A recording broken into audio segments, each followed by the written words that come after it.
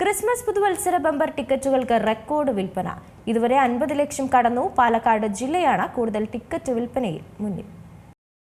51,66,810 ടിക്കറ്റുകളാണ് ഇന്നലെ ഉച്ചവരെ വിറ്റത്. കഴിഞ്ഞ വർഷം ആകെ ക്രിസ്മസ് പുതുവത്സര ബമ്പർ ടിക്കറ്റുകളുടെ വിൽപ്പന 47,65,650 ആയിരുന്നു. ഇക്കൊല്ലം ആ റെക്കോർഡ് തിരുത്തി മുന്നേറുകയാണ്. 20 കോടി രൂപയാണ് ഒന്നാം സമ്മാനം. ആവശ്യക്കാർ ഏറിയതോടെ 5 ലക്ഷം ടിക്കറ്റുകൾ കൂടി അധികമായി വിപണിയിലെത്തിച്ചു. പാലക്കാട് ജില്ലയിലാണ് കൂടുതൽ വിൽപ്പന. ഇതുവരെ 12,20,520 ടിക്കറ്റുകളാണ് വിറ്റത്. രണ്ടാമത് തൃശൂർ ജില്ലയിൽ 5,44,340 ടിക്കറ്റുകൾ വിറ്റു. തിരുവനന്തപുരത്ത് 5,15,90 ടിക്കറ്റുകളുടെ വിൽപ്പനയാണ് നടന്നത്. കഴിഞ്ഞ തവണ 4ാം സ്ഥാനത്ത് എറണാകുളമായിരുന്നു. 3,34,910 ടിക്കറ്റുകളാണ് കൊല്ലത്ത് വിറ്റത്. 3,11,780 ടിക്കറ്റുകളുടെ വിൽപ്പനയാണ് കണ്ണൂരിൽ നടന്നത്.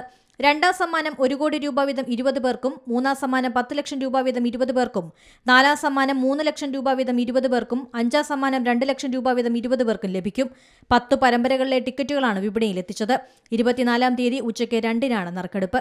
News desk C Malayalam news. ഏറ്റവും പുതിയ വാർത്തകളും വിശേഷങ്ങളും വിരൽ തുമ്പിലറിയാൻ സി മലയാളം ന്യൂസ് എല്ലാ ഡിജിറ്റൽ പ്ലാറ്റ്ഫോമുകളിലും ലഭ്യം.